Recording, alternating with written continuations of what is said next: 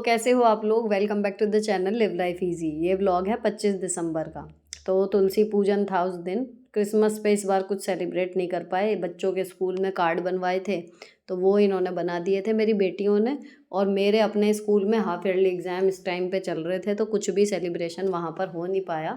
और इस बार जो है बस तुलसी पूजन में भी मैंने दीपक ही लगा दिया था। बाकी मैं कुछ यहाँ पे ज़्यादा नहीं कर पाई क्योंकि इस टाइम पे बिजीनेस ऑफिस में कह लो या घर पे कह लो, इस टाइम पे थोड़ी ज़्यादा बड़ी हुई थी बच्चों के एग्ज़ाम की वजह से। यहाँ पर बच्चे मतलब मेरे स्टूडेंट्स। अब इनके यहाँ पर मैंने फिर शाम को धूप बत्ती वगैरह सुबह एक बार कर गई थी और शाम को मैंने दीपक जो है वो तुलसी जी के पास रख दिया और ज़्यादा कुछ नहीं कर पाई थी। लेकिन हाँ, क्रिसमस के लिए जो बच्चे घर पे कह रहे थे कि कॉर्नर डेकोरेट करेंगे या कुछ और, तो जब स्कूल में सेलिब्रेशन होता है तो मैं घर से ही वो क्रिसमस ट्री और उसके डेकोरेशन का आइटम वगैरह सब अलमारी से निकाल के लेके जाती हूँ। तो वहाँ के लिए निकाला नहीं, फिर खाली घर के लिए मैंने नहीं ज़रूरी समझा। मेन जो हमारी पूजा है वो यही है कि अगर पेड़ ही पूजना है तो तुलसी माता को पूज लें, वो वाली चीज़ थी। तो इनकी मैंने दीपक लगा के पूजा कर दी थी। और दूसरी चीज़ बच्चों के शौक़ के लिए मैंने कहा था कि अगर सजाना है तो अपनी तुलसी माता को ही सजा लो। लेकिन यहाँ पर अब घर पे ना बंदरों ने इतना प्रकोप मचाया हुआ है। स्कूल में तो था ही कि कुछ भी आप यहाँ रख के छोड़ नहीं सकते। इवन ये दीपक भी ये लग रहा था कि पूजा हो जाए, इतनी देर का मौका मिल जाए, ना रात चैन पड़ रही है ना दिन। बहुत ज़्यादा आतंक बंदरों ने मचाया हुआ है। तो दीपक लगा के पूजा करके फिर मैं नीचे आई। ये स्कूल के एग्ज़ाम्स हैं जिनका मैं प्रिंट आउट निकलवा रही हूँ यहाँ पर अपने हस्बैंड से। तो ये थोड़ा सा स्कूल का काम अब धीरे धीरे कहना चाहिए, इसीलिए मैं आपको मेंशन कर रही हूँ। व्यस्तता मैं घर नहीं लाती हूँ, कैसे भी करके वहीं निपटाती हूँ, लेकिन अभी फ़िलहाल ये आ रहा है थोड़ा थोड़ा घर पे भी। और आज की शॉपिंग में आपको दिखाऊं तो पिजियन का मॉप मैंने लिया है। ये इसकी क्वालिटीज़ आपको बताऊं तो एक तो ये लाइट वेट है, सबसे बड़ी तो इसकी जो क्वालिटी है वो यही है, हाथ में आपको भारी नहीं लगेगा। दूसरा ये स्टील की है, इसमें जो सुखाने वाली है टोकरी सी है, ठीक। तो ये मुझे ज़्यादा अच्छी सी लगी इसमें।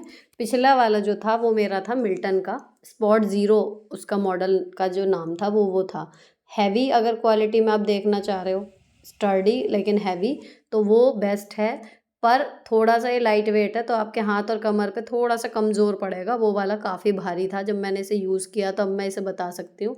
दूसरी चीज़ क्या है, उसका जो ये बकेट का नॉब था ना, वो लगभग 5-6 साल पुराना हो गया था, तो वो अब लूज़ हो गया था। इसमें पानी में डालती थी तो वो अपने आप ही लूज़ होकर निकल जाता था। तो ये हो गई जी हमारी आज की शॉपिंग। देखने में ये सुंदर लग रहा है। बाकी इसका बाइंग लिंक दोनों का ही मैं आपको दे दूँगी, मिल्टन वाले का भी और इसका भी।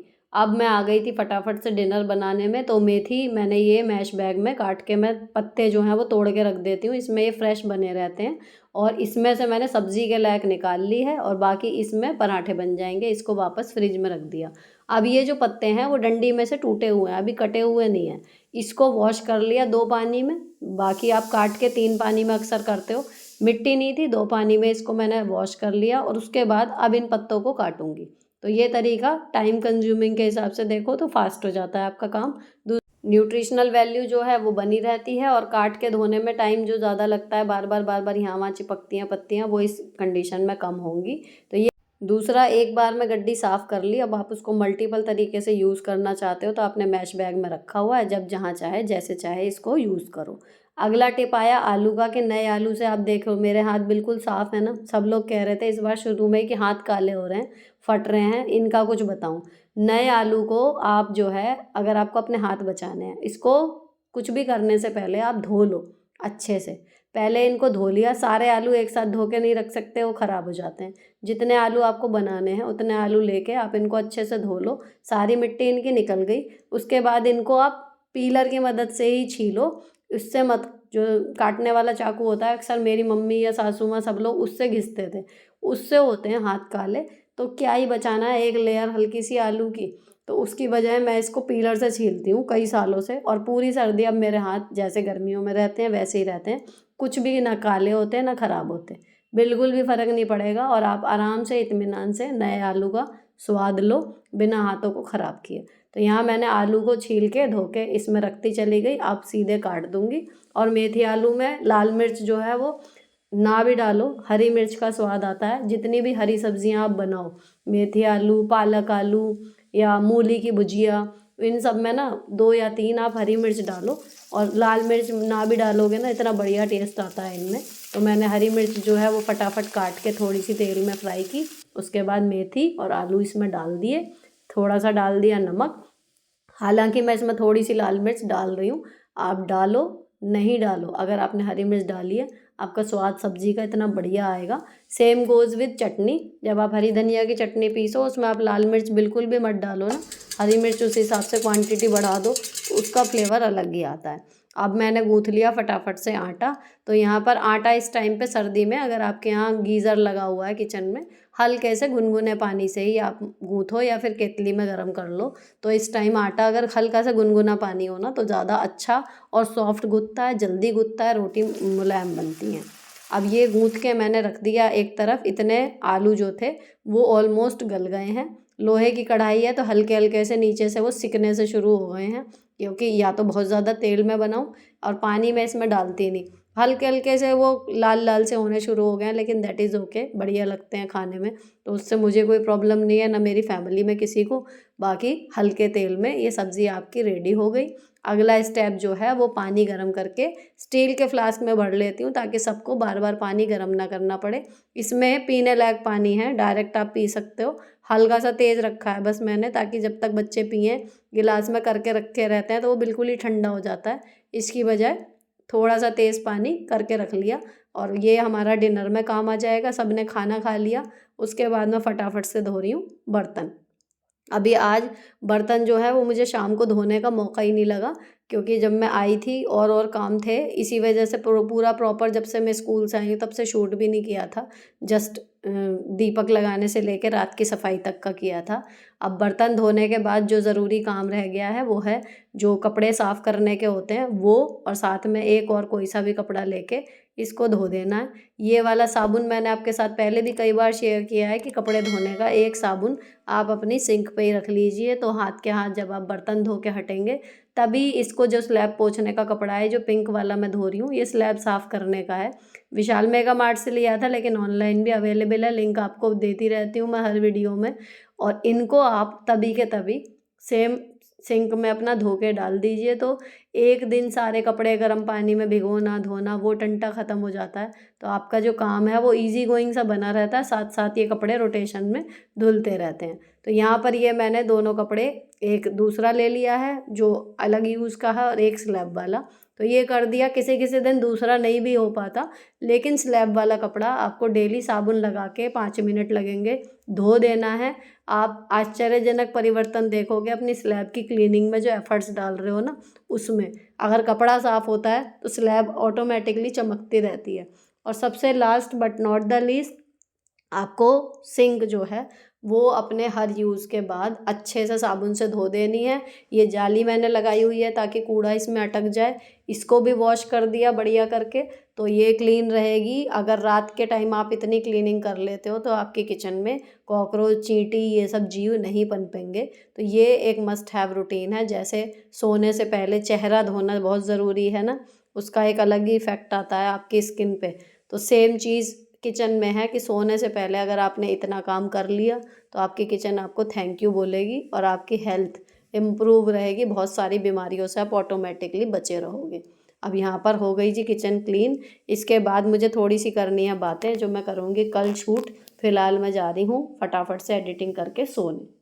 हाँ जी, तो कई वीडियो से ना लगातार क्वेरी आ रही है यूट्यूब के वीडियो या यूट्यूब के चैनल को इम्प्रूव करने के ऊपर। अब मुझे लगता है कि ये जगह सही नहीं है, इसके लिए आपको टेक्निकल वीडियो देखनी चाहिए, लेकिन क्योंकि लगातार आ रही है, जो भी कंटेंट क्रिएटर व्यूवर्स जुड़े हुए हैं, इसलिए आज मैं इस पर थोड़ी सी क्विक और क्रिस्प टिप्स शेयर करूँगी जिन्होंने मेरे लिए काम किया। और मैं ये नहीं कहती कि अगर ये ऐसा कोई मास्टर स्ट्रोक होता ना कि आप ये फॉलो करो और आपका चैनल तुरंत ग्रो हो जाएगा, अगर ऐसा कुछ होता तो मैं भी शायद आज मिलियंस पे होती, है ना। तो ऐसा कुछ नहीं होता कि कोई एक मास्टर ट्रिक आपने अप्लाई करी और आपका चैनल एकदम से ग्रो हो गया। ऐसा नहीं होगा। आपका चैनल ग्रो होगा आपके अपनी वजह से, आपके कंटेंट की वजह से, किसी मास्टर ट्रिक की वजह से नहीं। क्योंकि अगर आपके कंटेंट में दम है तो किसी मास्टर ट्रिक की ज़रूरत ही नहीं पड़ेगी। आपका जो यूट्यूब है ना एल्गोरिदम, उसका खुद आपको इम्प्रूव करने में मदद करेगा, आपको प्रमोट करेगा। अब बात करते हैं पॉइंट वाइज। सबसे पहली चीज़, आप किसी को देखा आपने ब्लॉगिंग में, मैं ब्लॉगिंग वालों की बात कर रही हूँ, आपने देखा कि अरे ये जो काम कर रही है वो तो मैं भी कर सकती हूँ, शायद मैं इससे अच्छा कर सकती हूँ, तो जब इसका इतना कुछ हो रहा है तो मेरा भी हो जाएगा, ठीक है। और ये सोच के हम आ गए यूट्यूब में। लेकिन जब आप एक्चुअल में काम करते हो तो आपको समझ में आता है कि जो हम कर रहे हैं उसे करना एक अलग चीज़ है, लेकिन जो हम कर रहे हैं उसको एग्जैक्टली पर्दे पर दिखाना वो बिल्कुल अलग चीज़ है। उसके लिए आपको अलग टेक्निकलिटी की ज़रूरत पड़ेगी और फिर आपका सब कुछ हो जाता है डामाडोल। क्योंकि आप कर रहे हो काम एग्जैक्टली बहुत ज़्यादा कर रहे हो, लेकिन आप उसको एज इट इज़ शूट करके सामने वाले तक वो चीज़ पहुंचा पाने में अगर कामयाब हो रहे हो तो वो चीज़ काम करेगी, अदरवाइज वो कोई काम नहीं करेगी। आप इसको एक एग्जाम्पल से समझो। मान लीजिए खाना बना रहे हैं हम, या कुछ भी हम घर का काम कर रहे हैं या सफाई कर रहे हैं या अपने बच्चों को पढ़ा रहे हैं। ब्लॉगिंग में डेली लाइफ में यही सब चीज़ें होती हैं, घर सजाना। लेकिन पूरी दुनिया में यूट्यूब की वीडियोस जा रही हैं। अब किसको क्या ही फर्क पड़ रहा है कि दुनिया के किसी कोने में बैठ के किसी ने किसी रैंडम लेडी के घर में क्या बन रहा है, क्या वो खा रही है, क्या बना रही है, या उसने अपना घर कैसे सजाया। नहीं पड़ रहा ना। आप खुद सोच के देखो, मान लीजिए मैं मेरठ में बैठी हूँ, अभी महाराष्ट्र के किसी गांव में या शहर में, या गुजरात के किसी गांव में या शहर में, किसी मोहल्ले में किसी रैंडम लेडी ने मान लीजिए कुछ किया है, तो उससे मेरे को क्यों ही फर्क पड़ेगा और मुझे उसको क्यों जानने की इच्छा होगी। अपनी बिजी लाइफ में से मैं क्यों टाइम निकालूंगी उसका डेली शेड्यूल देखने के लिए।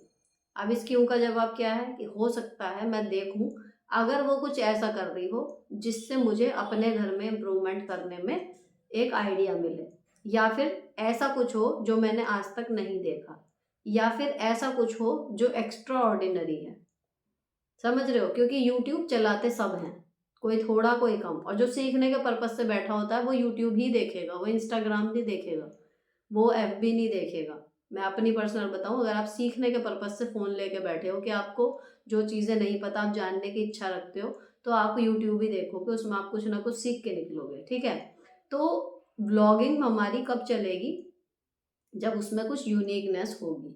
अब आप जितने भी व्लॉगिंग चैनल देखते हो, ठीक, उनमें से किसी की भी तरह अगर आप करने की कोशिश करोगे तो ऑलरेडी उसका इतना ग्रो हुआ है। तो अगर मेरे पास दो चॉइसेस हैं कि मैं ये देखूं या वो देखूं, तो जो ऑलरेडी इतना बढ़िया कर रहा है मैं उसको देखने में अपना टाइम लगाऊंगी। हल्के वाले को, नए वाले को शायद मैं एक आध बार देखूं, लेकिन पूरा नहीं देखूंगी कि अरे इससे बेटर तो वो करके दिखा रहा है।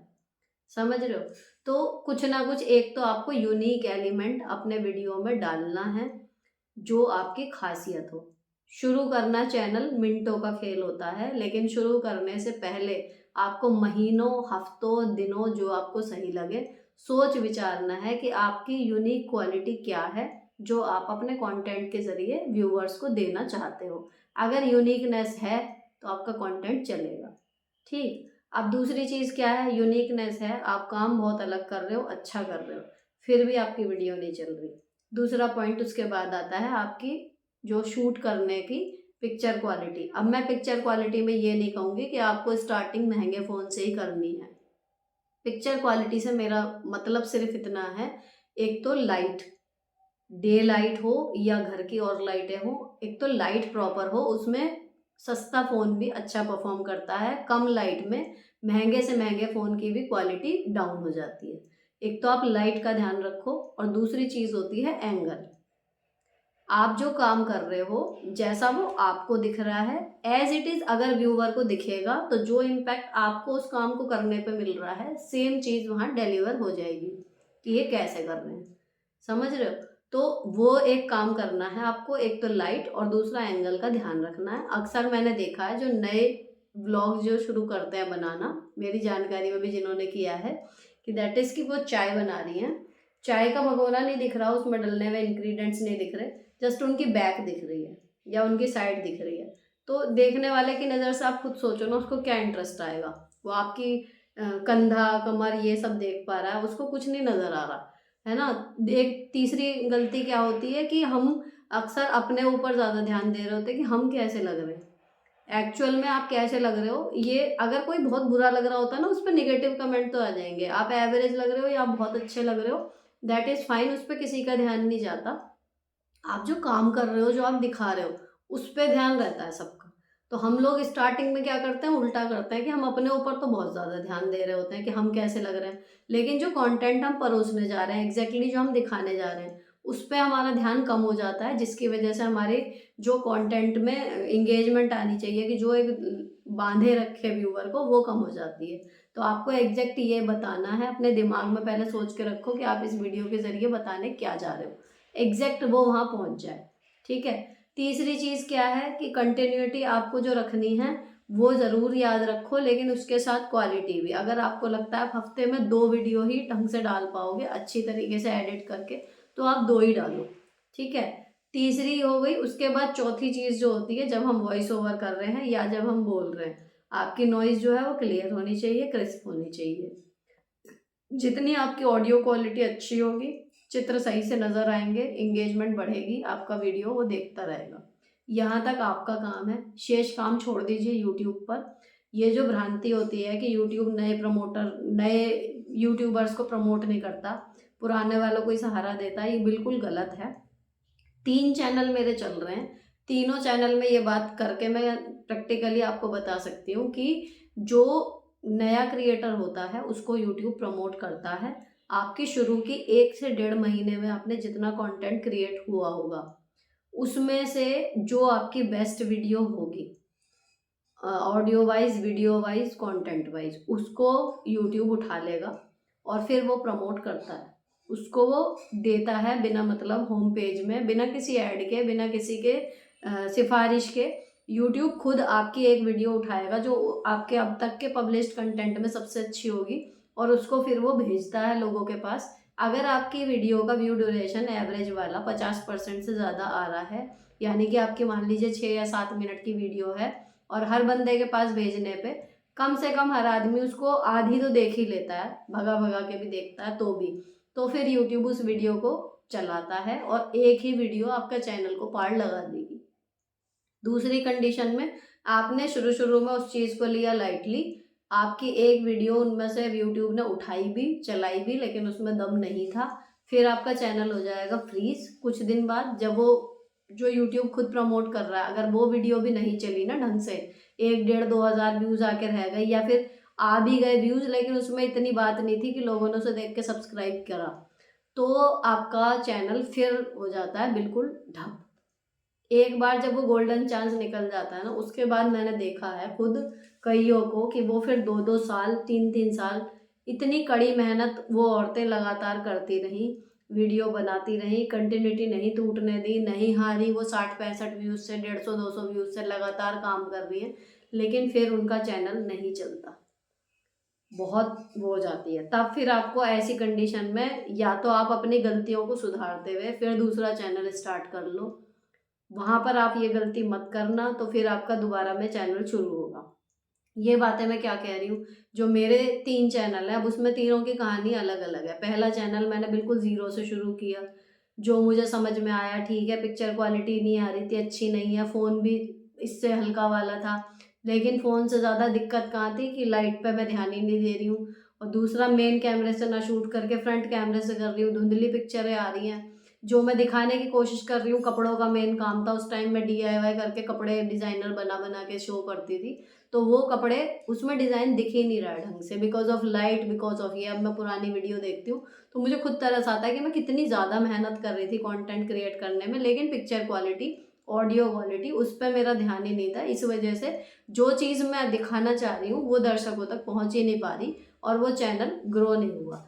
तीसरी चीज़ एक जो गड़बड़ मैं उसमें कर रही थी ऑडियो वीडियो क्वालिटी की वजह से, मल्टीपल टाइप ऑफ कंटेंट, कि कभी मैं हॉल वीडियो शूट कर लेती थी, कभी मैं मेकअप टिप्स उसमें कर रही हूँ तो वो कर रही है, कभी कपड़े बना दिए, कभी पेरेंटिंग से रिलेटेड, क्योंकि मुझे लगता था कि मेरे को सब एस्पेक्ट में बात करनी चाहिए, सभी चीज़ें ज़रूरी हैं औरतों के लिए। लेकिन एक्चुअली चैनल के हिसाब से देखो तो आपको एक लीक पे काम करना है, बार बार आप चैनल स्विच करोगे, कंटेंट स्विच करोगे, तो यूट्यूब वो हो जाता है कंफ्यूज कि इसे किस लोगों पे भेजें, कि मेकअप वाले लोगों पे भेजें, या जो पेरेंटिंग वीडियो ढूंढ रहे हैं उनके पास भेजें, या जो घर संभालना सीख रहे हैं उनके पास भेजें, तो वो एक गड़बड़ है।